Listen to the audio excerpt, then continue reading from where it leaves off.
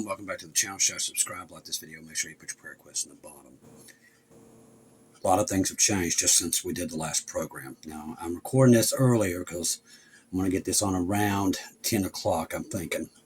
But this thing might go hot before then. Now, they're saying that Iran SMS messages sent out to all medical people. Now, this is just coming in. So this text message has been sent out to all people in the medical field there in the country of Iran. Now, the message warns that to be ready for a potential mass casualty event. You heard me correctly. This is coming out right now. Other such messages have asked them to volunteer during the next possible crisis. If President Trump has told Iran to provide a concrete solution for their nuclear program by the end of February and face other options, well, I send a text message like this tonight. Like I said, it's all for show. And I really think there's something else embedded here, somewhere deep down that we're not seeing. Unless Iran believes that they're going to be attacked much earlier, or is it something else, like I just said?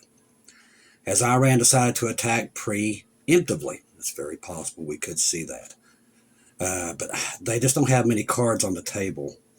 Their Air Force is horrible. They've got a bunch of missiles, but listen, they've sent enough anti-missile batteries there that they just be wasting them.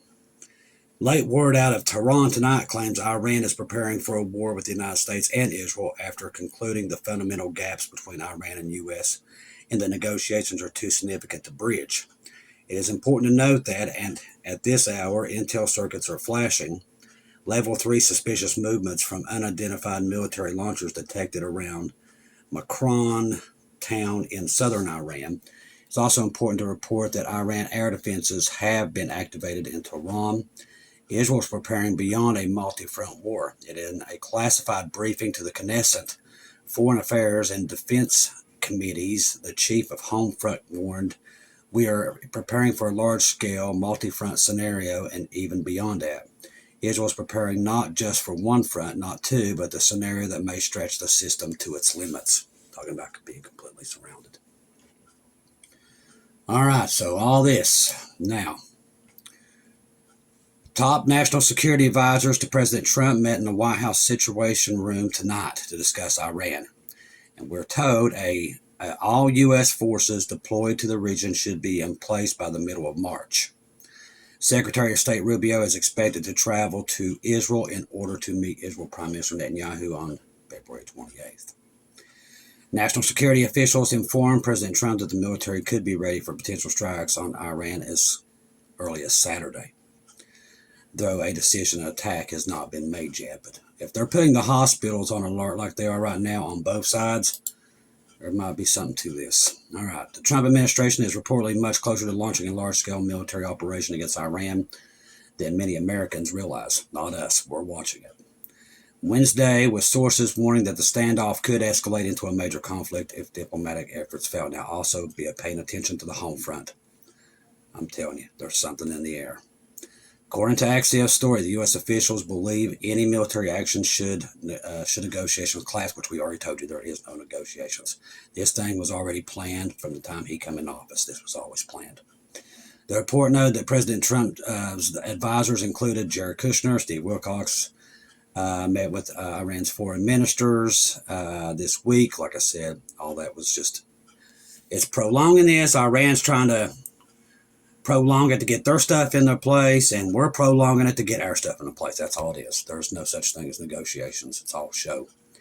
Iran and the United States are engaged in indirect nuclear talks in Geneva aimed at resolving long-standing disputes. Like I said, that's garbage.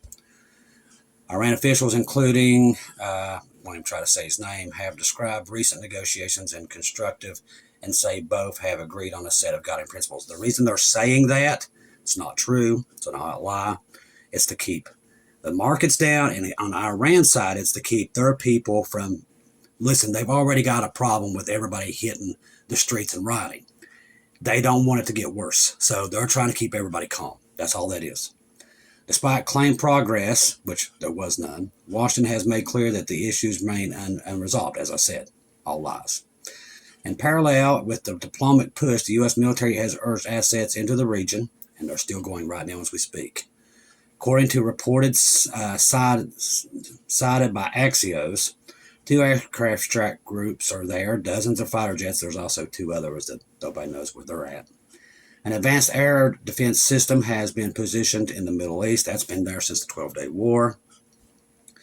Because he's been pouring those in to protect this covenant that they're trying to get signed, which will separate. Basically, it's the 2-state solution that they're working towards. Regional tensions have been escalating. Iran's recent launched military drills of strategic critical Strait of Hormuz. That's something else we got to keep an eye on. I do believe that's why they took Venezuela first, because they knew that this was going to start a war in the Suez Canal. Israel officials who advocate for reducing Iran's nuclear and missile capabilities reportedly anticipate the possibility of a war within days if negotiations falter. They already know they're not going to go through. Israel, same thing. That's just crap. They know what's going to happen. They've already planned it. At the same time, some U.S. sources believe strikes may still be weeks away. Don't trust anything that these people are saying at this point, because they can't be trusted. Diplomats involved in the Geneva talks have set a window for Iran to return with detailed proposals. Do I believe that? No, absolutely not. U.S. officials have indicated that the next round of negotiations will be the test of whether it's almost hilarious, these people. I'm telling you, I thought it was bad during Joe Biden's time, but these guys can't tell the truth whatsoever either. It's that bad. They know they're going to war with them, people. You don't send that kind of stuff if you think the negotiations are going to go well. You just don't. President Trump says he may use, and this is like I said, they say that and then you get this. That's why I said they just lie. Everything comes out their mouths. Trump says if the U.S. use Diego Garcia to eradicate a potential attack by Iran if no deal is made. Like I said, it just goes back and forth. It's just like, who writes this stuff? All right, let's see. Russia President Putin hosts talks with the Cuban foreign minister today in Moscow. More on that here in a minute. Now, Russian President Putin says U.S. sanctions on Cuba are completely unacceptable. That comes out tonight. And we're getting closer to a war with them, too. And don't think that this has nothing to do with Russia and China either. This is trying to push them out. Remember, this is part of BRICS. This is a whole big thing that nobody understands. They think this is Israel and Iran thing. It is when it comes to Bible prophecy, but there is still another leg of this, is the U.S. trying to push Russia and China out of the Middle East. They've been pushing them out of the Caribbean, and Russia and China both knows this. They know what's happening. Everybody else doesn't. They're completely oblivious to what's really going on here.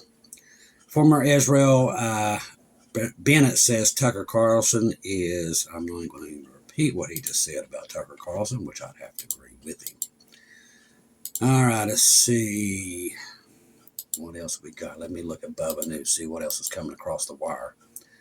All right, Trump has been briefed on the options to attack Iran, which include an attack campaign to, I won't say that word.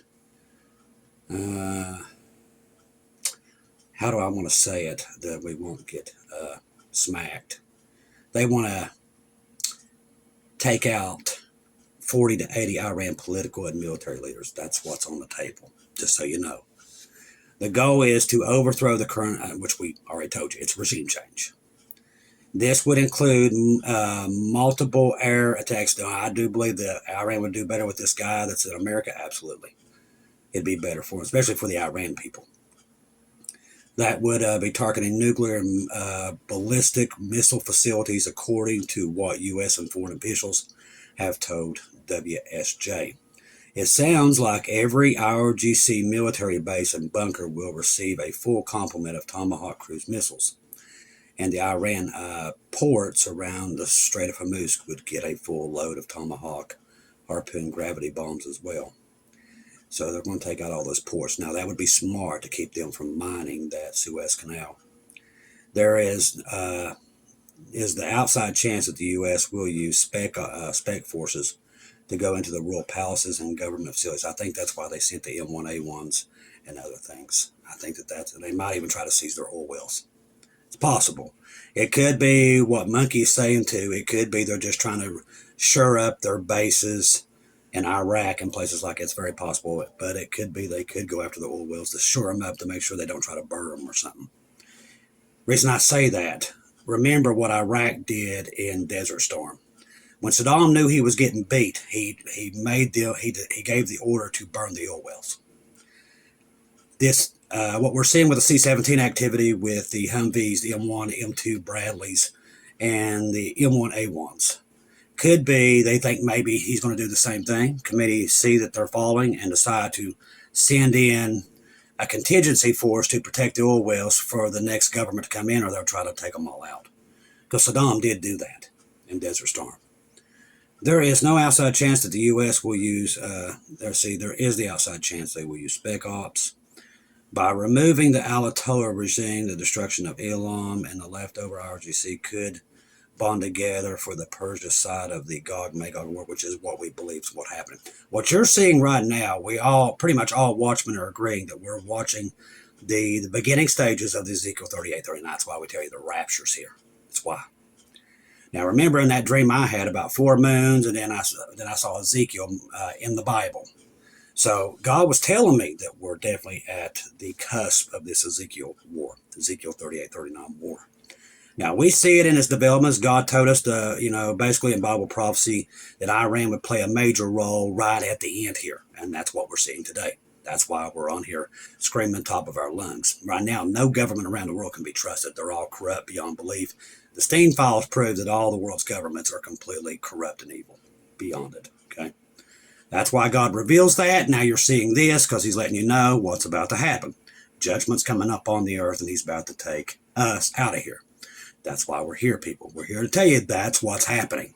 You can see it in Bible prophecy. It says itself. What you're seeing right now is Scripture. All the way across the board. All these governments fighting for all the natural resources, all gathering steam for the first time in the history of mankind. The Antichrist can control what you buy and sell all around the world with this digital AI and everything else they're doing. That's never been able to do it. The Bible has said this and predicted it for a long time, but it was never there until today. That's why we're telling you the rapture's here and then the tribulation. Trust the gospel. 1 Corinthians 15:1-4. Jesus died on the cross for our sins, past, present, future. He died, was buried, rose again on the third day, according to the scriptures. Trust in Jesus and Jesus alone. Confirm everything through him. Ladies and gentlemen, we're at a time where anything can happen. Be expecting Jesus to part that sky at any time. He could party at any time. When I'm telling you that, I mean it. Right now, we're in a time and expect something maybe to go down here too. Do not, if you're in the cities, please be careful. If you're brothers and sisters in major cities, keep your eyes open. I'm telling you, they could be up to, these people that are running the world, they're up to stuff. A lot. And they've got most of the world fooled and drinking their Kool-Aid. Don't be one of them. God only knows what these people are planning and when it's going to do. Now, Jesus knows it. And I'm here to tell you, you don't have to fear it. Now, Jesus knows exactly where you're going to be when they decide to do what they're going to do. Now, we've been warning you for a while that it was coming. And here we are. We're at the cusp of it. Don't be afraid. Stay calm. If the communications do go down and don't come back up, you know what's about to happen. It's the rapture of the church. I love each and every one of you. If I don't see or hear from you again, I'll see you at home.